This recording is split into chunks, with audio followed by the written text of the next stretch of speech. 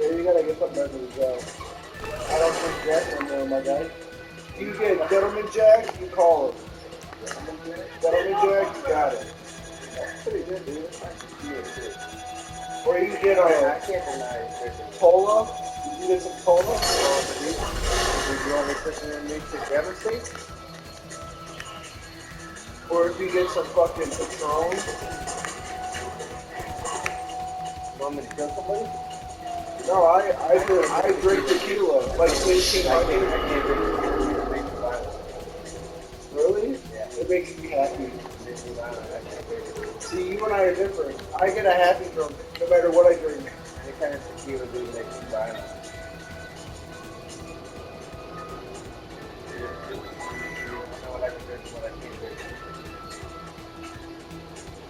No, I know what I can drink. I can drink Gary Jameson or Paul Marie because I'm pushing it and everything. Alright. I can drink 100% Southern Comfort. I can drink Jack Daniels. I can drink Alcohol. Maybe get vanilla under it. Frog water vanilla. I tried that, dude. You ain't got that. Or get peach. Peach is hard to find. But we did, what the fuck did we do? We got, V8 flavored juice. Oh, you guys probably got V8 like juice, like The V8 Splash, the V8 Splash. Steal this car. But we got different flavors.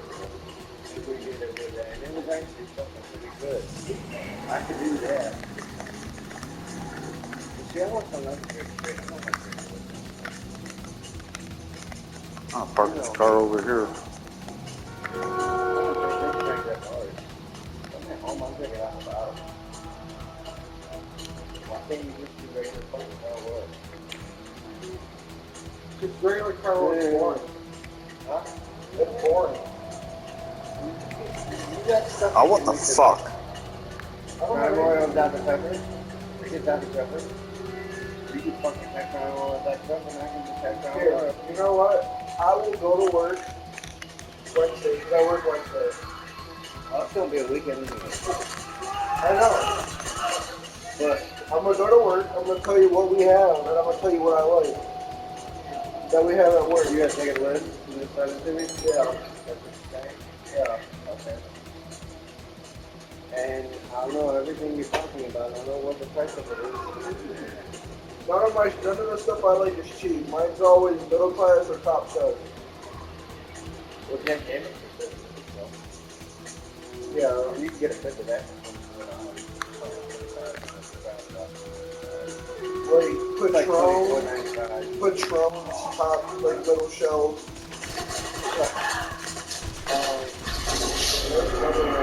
There's another tequila that's very top shelf. It's brand new. It's a new one. It's not really that new. One of my bosses really likes it. It's her favorite. Okay, so two of my bosses like tequila. One of them likes Corona. Well, here's the thing with this. It's either gonna make me violent or gonna make me really horny. Okay, yeah. I never I'm not know. getting tequila. I never know. So I don't do it because I don't want to be that violent. Man, twice now I needed other people to help me with See, this one. when I get my own place, I'm gonna have all different kinds of liquor. You take your flavor. Alright? I always do violence. I'm gonna have a bar in my house. I have to go in this way. Invite me over and you got liquor, I might actually take that into consideration and not have it on because a bottle of two shots. You ain't got none of that life, but I'm gonna have to go buy my own bottle. Yeah. No, I'm gonna have a lot of show. But talk is cheap. We'll see what happens. I'm actually gonna have to use my RPG rocket launcher. No matter what.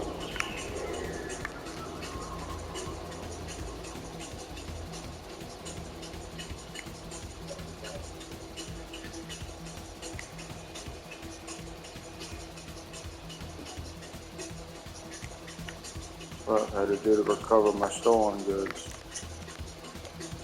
No matter what, blow them up. The money won't disappear, but I know they will.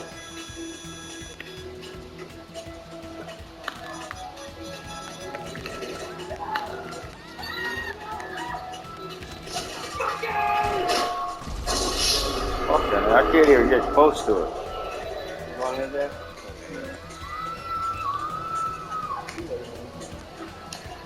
This is where I need you guys in it. If I can't, that's my insurance policy, that car there. If I can't get it, I'm taking that car home with me. I'll take that to my own garage. It won't be a collection for this. It'll be a collection for my own cars. That's a Chevelle I'm taking. I'm just gonna do this just to be on the up and up. Like I know I'm on my way. I hear them screaming already. You listen. In 8th grade, I came to 8th, in the state of Ohio. What the fuck is this talking about? Well, I'm talking to this girl, and she didn't know I wrestled with Cal and I did, because Cal used to wrestle. And she didn't know I wrestled. Yeah, someone coming from outside here. Which is, I thought I told her.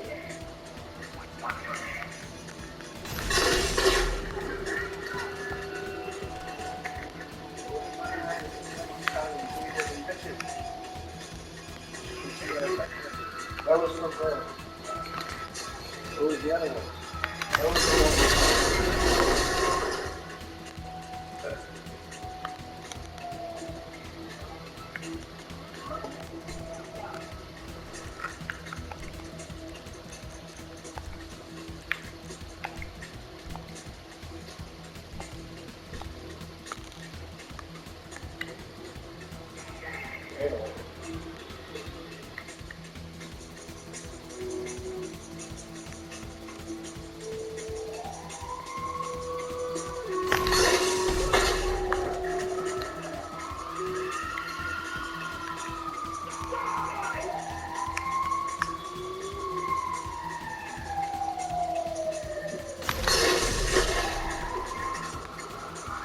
Comes that truck again.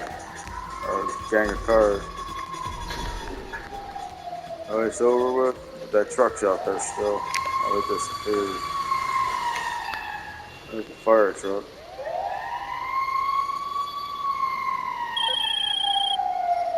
Well, you can't win them all. Looks like we didn't get a hold of that product. If you want to set up another deal, come back to the office and I'll have it arranged. That's the first I seen, the second time I seen the fire truck.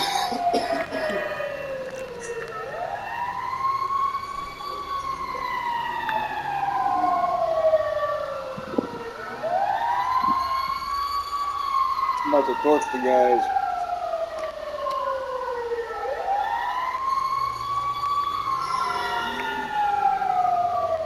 The fire department is it?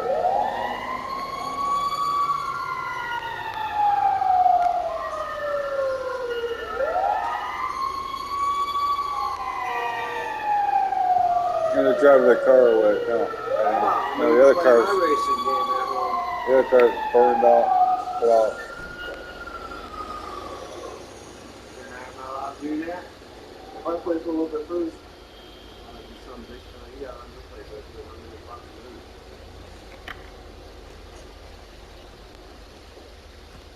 Go back to my office.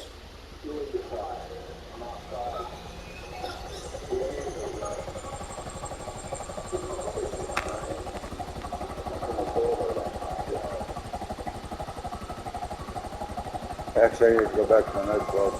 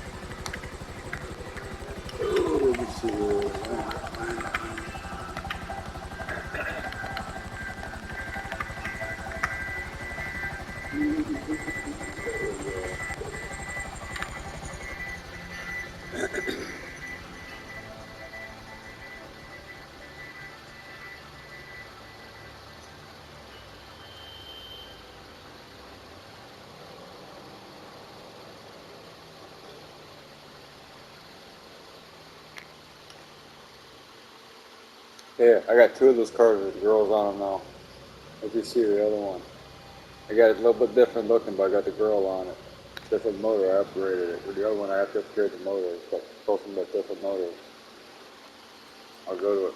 See those.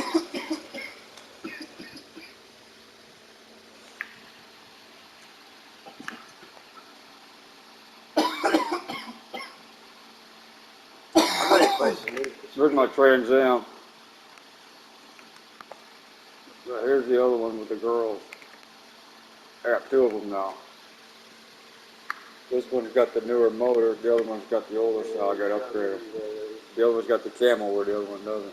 The other one's got the dark orange, the other one's the light orange. Different wheels.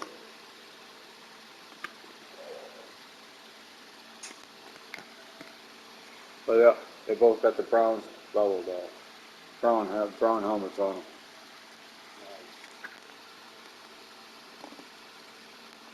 You see the bubble logo on the front end there.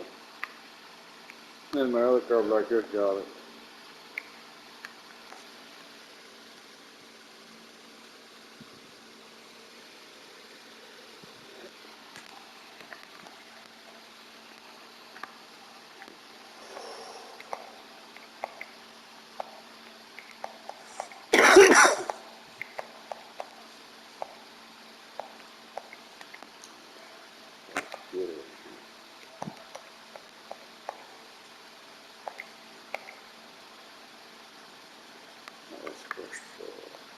I still have to go to the casino yet.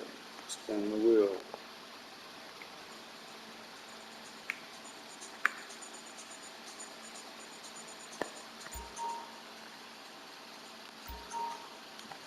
Yeah, I don't have to go mob. I can go right here and check everything.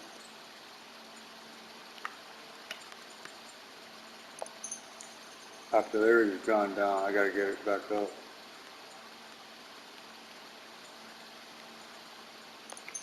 I'll do some more promoting. Usually this one here, it's easy. Promoting's easy. All right, 3 long decades in this business, and one thing is still true. Nightclubs run on booze.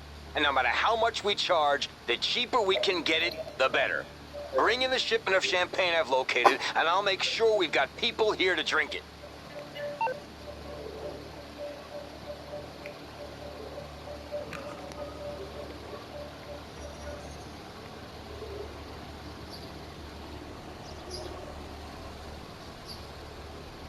Usually where it's at, I gotta do a couple promotions here. Looks like I gotta do about 3.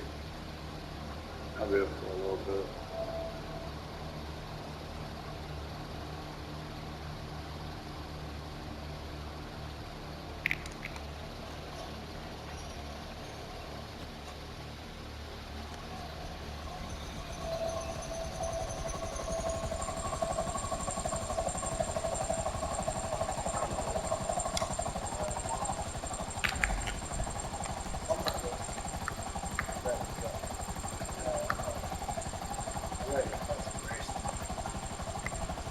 Over on Route 68 again.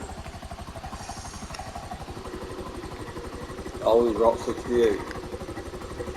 Over by a counterfeiting place.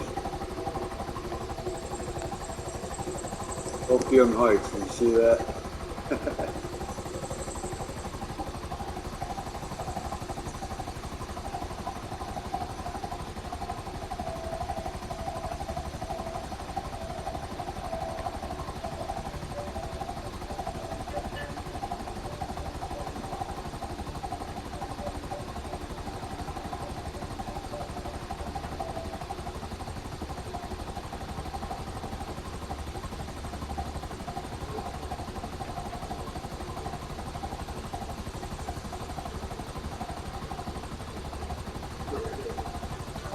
I did. You said you could get it.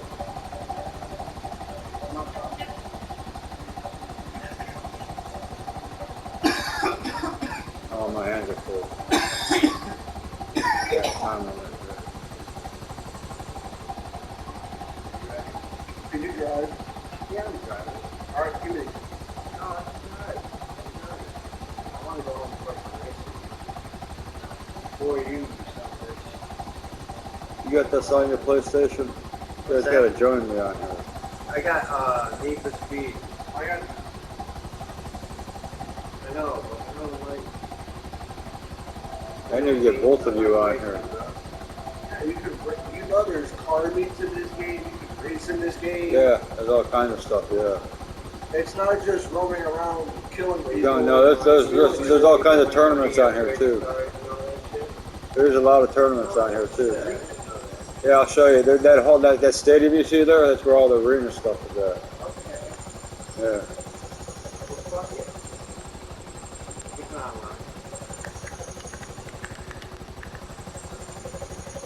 Yeah, there's more to it than that.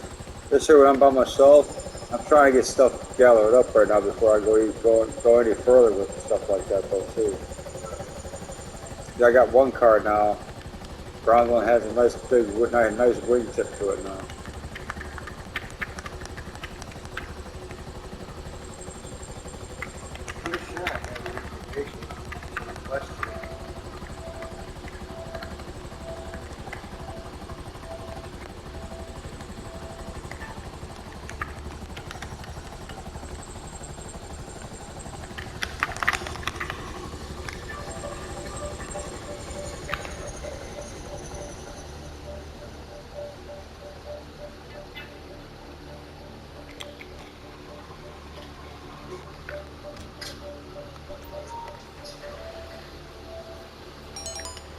This is where usually Danny and Andy and all them come in, back me up, or I let them drive. I fly, whichever takes.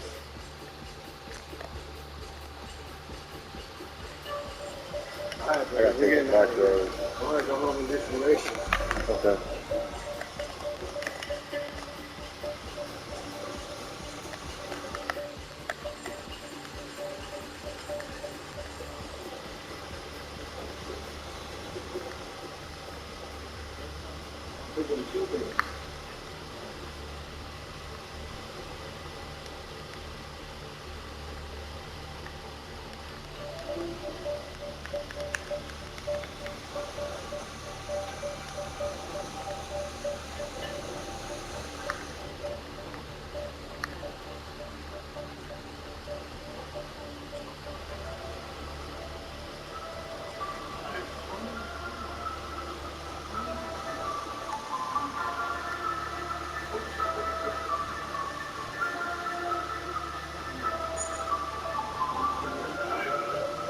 Alright, bro.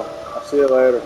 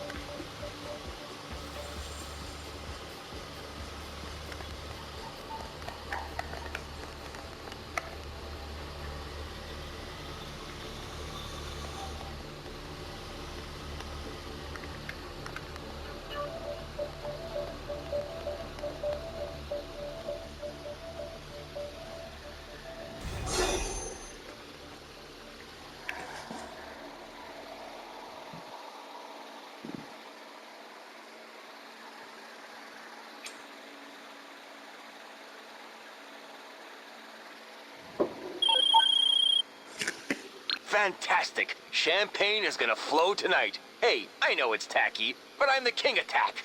I'm Gay Tony, for God's sake. Tony Prince. That's me.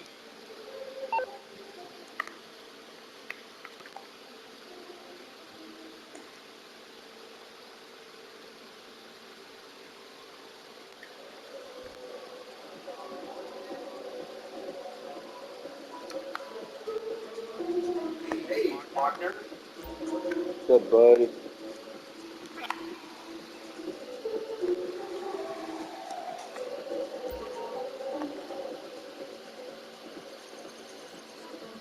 Ooh, they're both maxed out.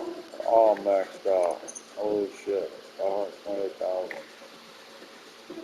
All of them maxed out.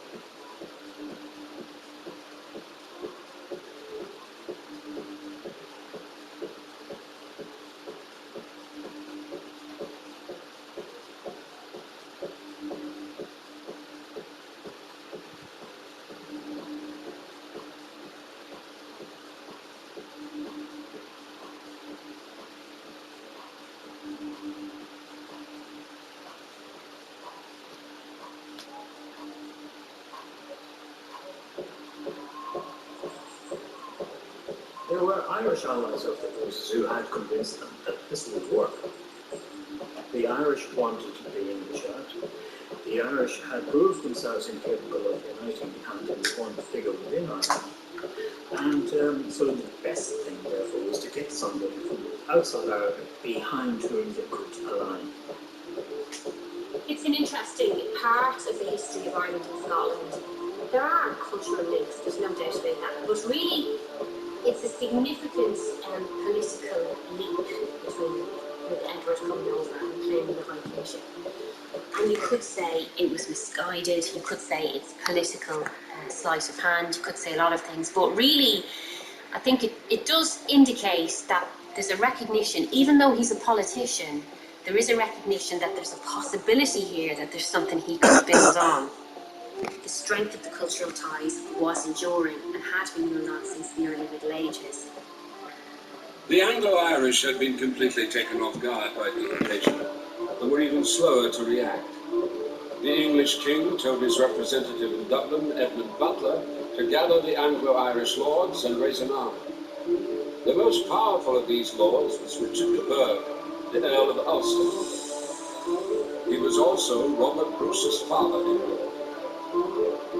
The Scots marched south through de Burgh's lands in Ulster, into a gap between Slieve Gullion to the west and the Coney Mountains to the east. This area is known as the Moyne Pass. To this day, it is an important corridor between Ireland north and south. Edward Bruce was now being guided into Leinster by people who had old scores to settle with local Anglo-Norman lords. The most notorious Anglo-Norman family was the de Verdons, who held extensive estates in the Meath and Louth areas. The de Verdons had enforced a violent claim over the people, essentially ruling the area by fear and extortion. This was a de Verdon castle, and they were to be really quite important players in the fight against the Scottish invasion.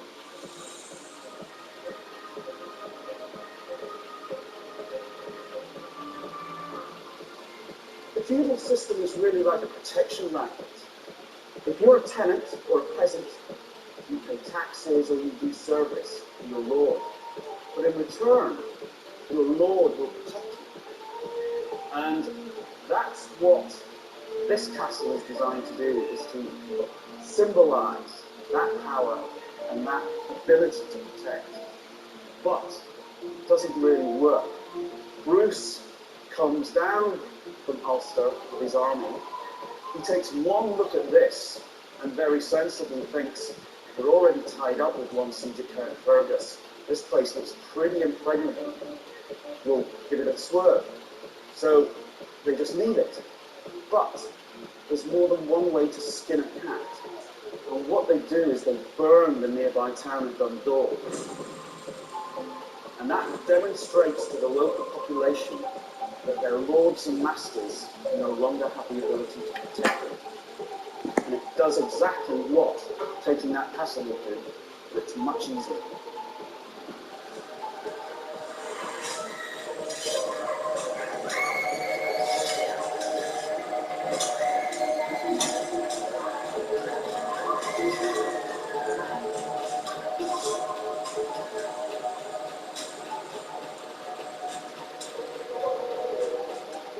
Dundalk suffered very severely during the course of the Bruce invasion. Not indiscriminately. I believe it was because it was held by the Devon Dons. You look at all the places they took, there's usually a local political reason for it. It's not some kind of indiscriminate carpet bombing of Ireland by them. Unless the King of England invades Scotland again. Okay, all right. I don't care what algorithms place our ads on Life Invader or what our Snapmatic brand is like. Nothing brings asses in a club like a fly poster. Put ours up around town and we'll get people here, all right?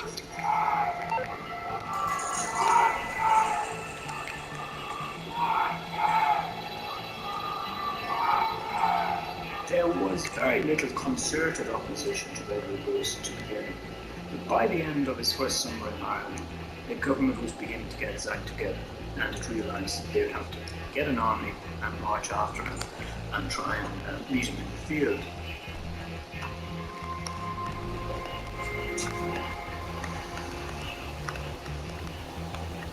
Richard de Burgh was Earl of Ulster. He created an almost impenetrable, invincible realm for himself. He's one of the most powerful Anglo-Norman magnates on the island. He controls lands in Connaught. He controls most of the land around here in Ulster. He's the one who says to the chief governor, Edmund Butler, that he wants to tackle Bruce himself. I have here a force of my own of 20 battalions. It is large enough to expel an equal number from the country or to kill them in it. He wants to go back to Ulster and actually wrestle Ulster back from the Bruces. This is almost like a personal insult to him. This is his son-in-law effectively saying, I'm going to send my brother over to take away your personal kingdom. Richard de Burgh effectively says, I'm not having this. He decides that I'm going to march on Connaught, I'm going to take my Gaelic allies, and we're going to defeat Bruce in my backyard, effectively. When Subway opened, they changed the fast food menu. Sometimes you got to refresh to be fresh. Welcome to the Eat Fresh Refresh. Well, there's so much new, some say you can't fit in one ad. I say, we're talking a new All-American Club. Deli-style oven roasted turkey. And... Oh, that's a new steak and shake. Oh, yeah, I knew that. That's the one with the new seasoning. And that was the new MVP Parmesan, right? Right. Which makes it next level food. Hold up, Subway logo? Wait, I'm out of time. Skintimate Raspberry Range Shave Gel and Razor.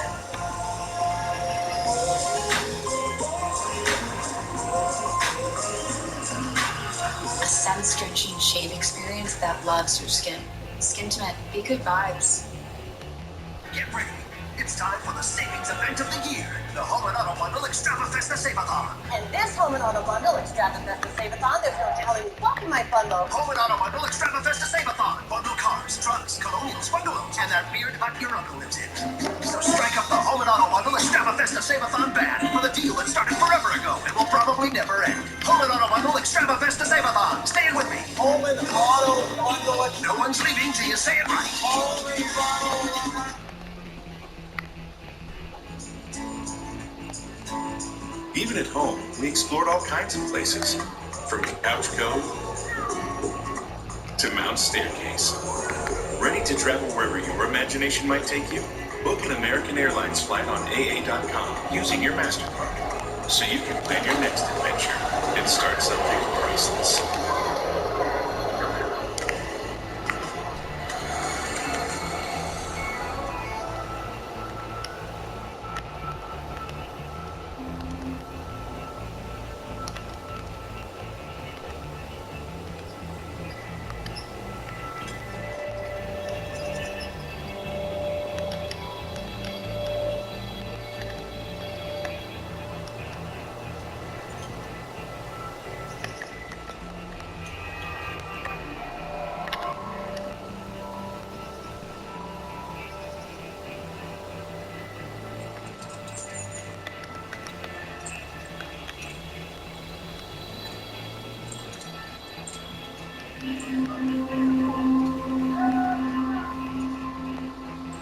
Looking at this site, do you think this bit's a bit more prehistoric than the sites across the way? Or is there a big stone wall over there? I know, that looks extremely interesting. Oh wow. Look at how big are these stones? Massive. Careful here, it's collapsed. I know. This is known as the Old Fort, or actually locally in Connors as the Trench. But it's a motte, isn't it, of some sort? It is. Why is it here? What function is it serving? Well, the thing about Connors, it's a very important Anglo-Norman ecclesiastical centre. We think it might have been fortified, so whenever De Burgh is coming up, chasing after Bruce's army, he suddenly finds himself out of supply. He comes from Antrim to here because it has stores of whatever they need. Now he comes here to defend it and take those stores. Bruce is out there watching him.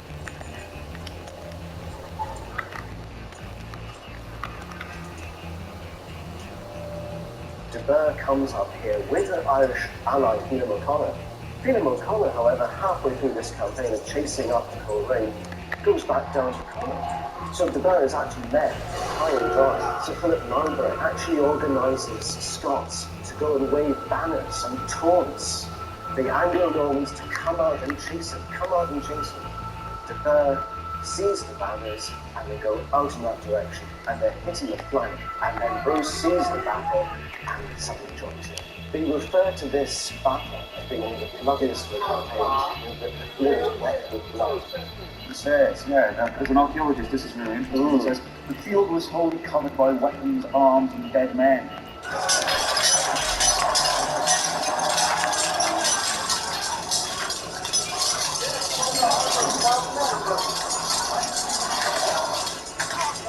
The field soon grew wet with blood. He fought there with such great fierceness and struck such blows on each other with stick, with stone, and with glory turned, as each side could land on the other, that it was dreadful to see.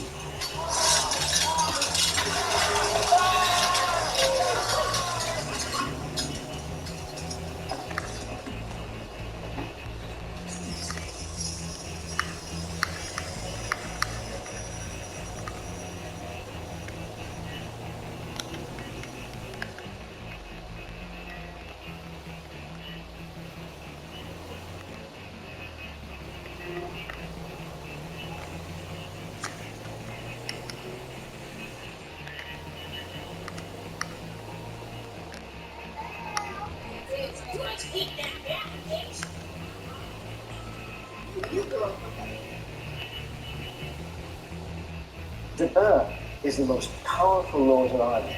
He's a battle brother of Edward I, he's a Bannockburn, he is a military might, a good warrior. And yet when he comes up here, he is all powerful. After the Battle of Connaught, his power is almost completely broken. He leaves here shattered. After Connaught, Ulster is Scottish. It's no longer the Burgh's land at all. If he thought that he was going to send a message to the Bruces that, hang on here, this is my turf, what actually ends up happening is he has to leave. Ulster, he flees Ulster. The annals of Connaught refer to him rather wistfully as almost being like a wanderer up and down the land, no lordship, no power. Children, front face! Children, arms! Children! Ireland was only one front in Robert Bruce's war against the English. He had raided territories in northern England and personally led the army which laid siege to the English border town of Carlisle. No one could deny that the Bruce brothers were causing major problems for the English, both at home and abroad. The more we beat, the more honor all. If we bear it, one, we are set here in jeopardy, to win honor or for to die. We are too far from him to flee. Therefore, let ilk man, what they be, ye all are gathered into this country, and shall flee and throw it likewise. And ilk man, I sail on my way.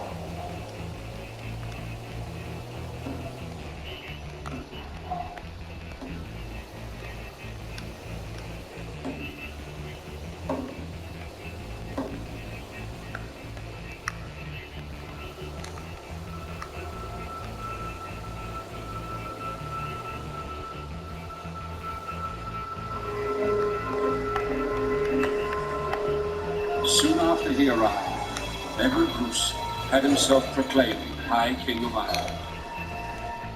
In a bid to forge an Irish-Scottish alliance, support for Edward's claim came from Donald O'Neill, the powerful king of Tyrone. The English in Ireland, known as the Anglo-Irish, were in disarray. One of their greatest lords, Richard de Burgh, had been crushed in battle. Edward Bruce now had control of most of Ulster. He brought his army southwards into Leinster, hitting at the heart of Anglo-Irish power.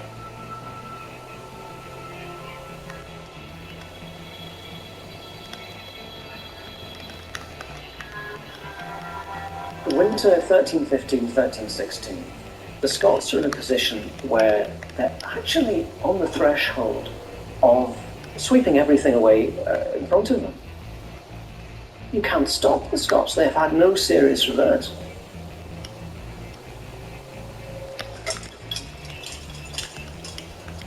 When the Bruces invaded Ireland, the only people, almost without exception, who supported them were the native Irish.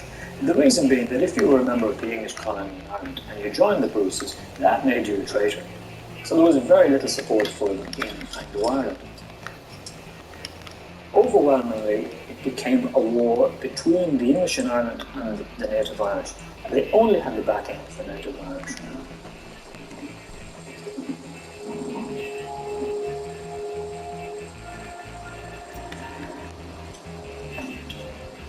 The Scots knew that overall victory in Ireland was far from certain. Before long, they were faced with a devastating enemy that couldn't be defeated in battle.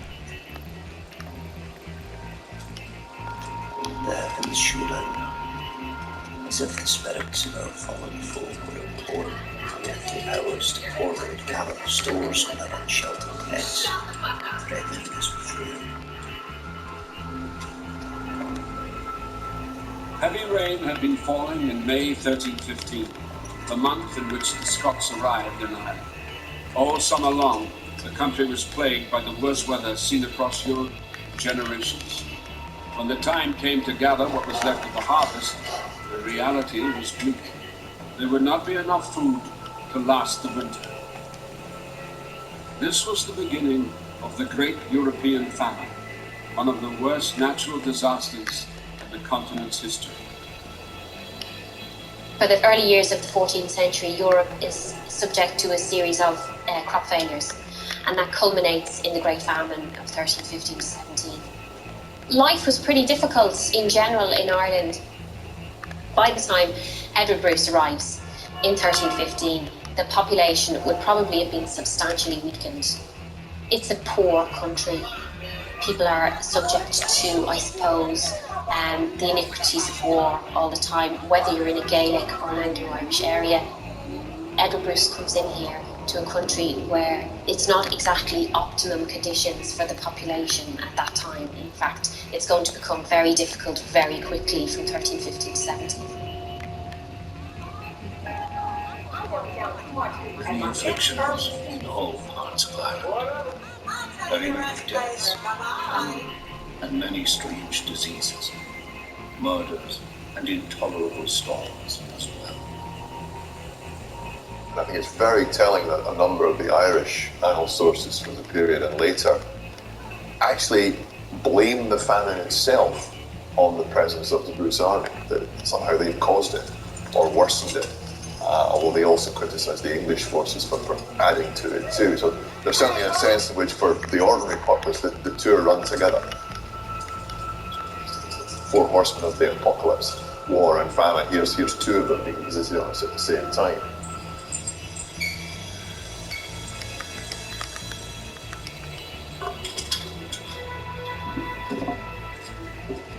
In his first few months of being in Ireland, Edward Bruce clearly rounds up large bodies of supply, spoil, booty, and ships it back to Scotland.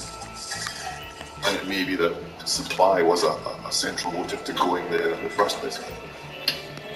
But by the time you get to 1316, 1317, after two failed harvests into your third bad winter, livestock would be dwindling, population would be moving about in search of food. It's really a large part of the war itself.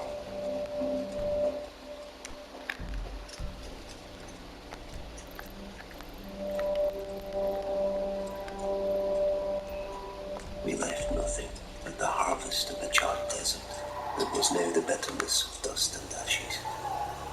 And in their reflection we began to see the hand of God outstretched to punish sin. Famine and sickness. The fly posters are everywhere. 3 decades and 2 septums into this job, and it still excites me seeing them. I feel like a kid again. Good work.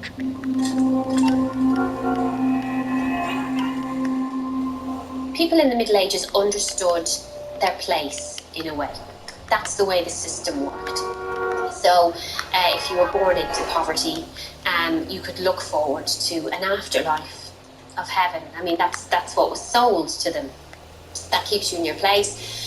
The world is run on these lines. There are those who work, those who pray, and those who fight. And depending on which one you're born into, that's where you stay. So there is an acceptance of that. There's a kind of a fatalism about what you're born into. There would be an idea that, well, this is my lot, and this is what I have to put up with. You are being punished, in a way, by suffering now for some unidentified things that you or somebody else did a while ago. So that is the worldview. That is how calamitous events are understood.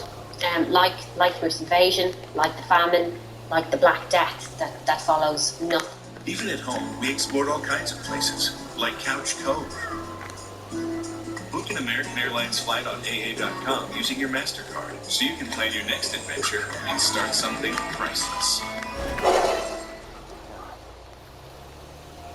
Skintimate shave gels and razors.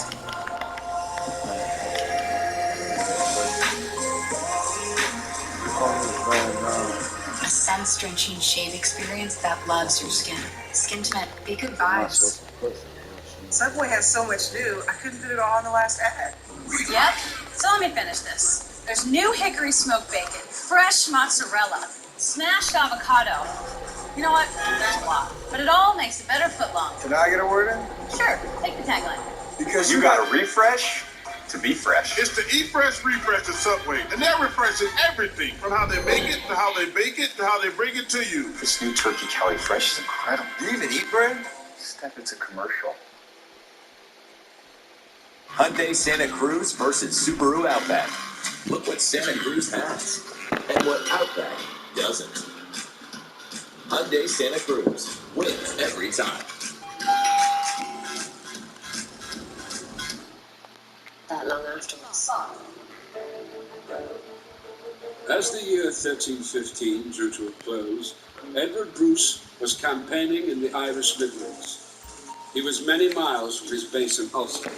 His main priority was to find food and shelter for his army. But in a scenario that was becoming more and more common, the local population suffered the burden of war. And the idea is not to engage so much in actual battles as to take a phalanx, a huge number of men, through a territory and devastate it. Destroy anything in it that could help the residents once you've passed through, so you kind of starve them out. The chevauchee has been described as an early example of total warfare because it attacks women and children as well as men. And I suspect that something like this might have been in Edward's head in Ireland. I have looked at an example of an attack on a settlement outside Slane in County Meath. There is an entry saying that 80 men, women and children were killed by an attack of the Bruce. So even from that, you can just tell that it must have been tremendously savage. No quarter seems to have been given. This was a village in an English-held area. So what you do have, even in a country which was used to quite savage warfare, what was happening with Edward Bruce seems to have taken people even then by surprise in the ferocity of what was happening.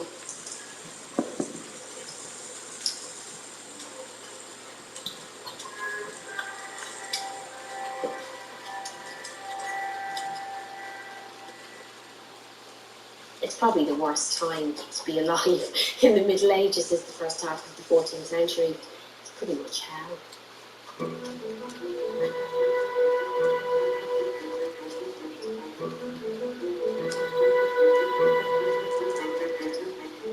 Ravaged by famine, many areas were deserted. Entire towns vanished at this time, like Ardreen near Athy. This place was once a thriving settlement, but was abandoned in the 14th century. When a cemetery was excavated there, over 1,000 skeletons were recovered. Some of them date from the time of the Bruce invasion.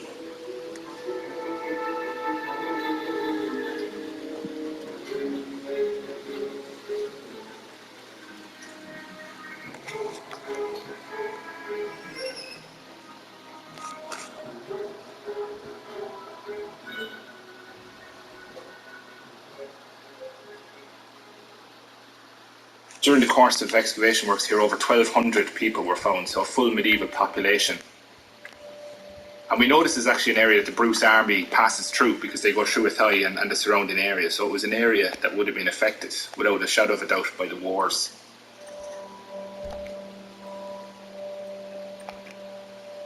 When you come to looking at how things really were for people hundreds of years in the past, if you're looking at human remains, you're looking directly into the face of somebody who was alive at the time that the Bruce invasion was taking place.